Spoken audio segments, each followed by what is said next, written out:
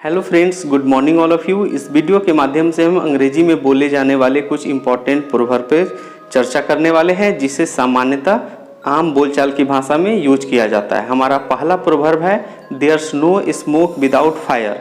जैसा कि आप सभी जानते हैं, जैसा कि आप सुनते भी होंगे कि बिना आग लगे कहीं धुआं नहीं उठता है। यानी कि अगर आपके बारे में कुछ अफवाह फैला हुआ हो तो कहीं ना कहीं उसमें सच्चाई हो सकती है। तो इसको हम इंग्लिश में क्या बोलते हैं, प्रोवर्ब के माध्यम से क्या बोलते हैं, there's no smoke without fire. हमारा दूसरा प्रोवर्ब है barking dogs seldom bite. Barking dogs seldom bite, इसका क्या मतलब होता है, जो गरजते हैं वो बरसते नहीं है। यानी कि हम आम बोलचाल की भाषा में से क्या बोलते हैं कि जो कुत्ते भौंकते हैं वो काटते नहीं है। यानी कि बार्किंग डॉग्स सेल्डम बाइट, जो बरसते हैं वो, जो गरजते हैं वो बरसते नहीं है। हमारा नेक्स्ट प्रोवर्ब है ऑल्स वेल्स दैट इंड्स वेल। जैसा कि आप सुनते भी होंगे कि अंत भला तो सब भला। तो अंत भला तो सब भला को हम प्रोवर्ब के माध्यम से, अंग्रेजी के माध्यम से हम कैसे बोलते हैं, all's wells that's ends well. हमारा नेक्स्ट प्रोवर्ब है an apple a day keeps the doctor away. जैसा कि इसको हम जनरल इंग्लिश में बोल सकते हैं precaution is better than treatment.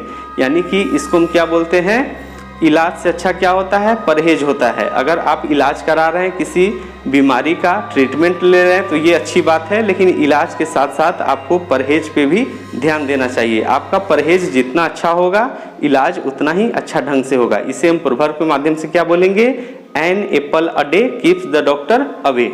हमारा नेक्स्ट प्रोवर्ब है you can't make an omelette without breaking the eggs. ये बहुत ही इंपॉर्टेंट प्रोवर्ब है, you can't make an omelette without breaking the eggs. इसका क्या मतलब हुआ कि अगर आपको ऑमलेट खाने का इच्छा है तो आपको अंडा को क्या करना है, तोड़ना पड़ेगा। अगर आप चाह रहे हैं कि मैं अंडा भी न तोड़ूं और ऑमलेट भी खा लूं, तो ये तो ऐसा संभव नहीं है। यानी कि किसी भी काम को करना है तो उसमें कहीं ना कहीं कुछ जोखिम है, कहीं ना कहीं आपको रिस्क उठाना पड़ेगा। तो इसे हम इंग्लिश में प्रोवर्ब के माध्यम से क्या बोलते हैं, you can't make an omelette without breaking the eggs.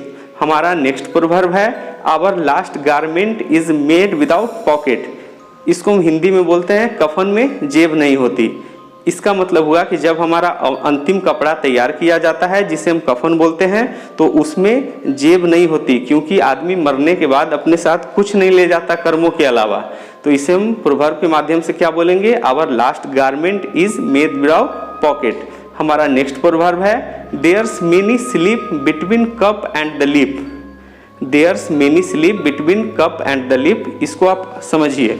जैसा कि मान लीजिए कि इमेजिन कीजिए कि आप चाय पी रहे हैं, तो उस चाय को अपने हाथ से उठाकर ओठ तक ले जाने में कहीं भी स्लिप हो सकता है।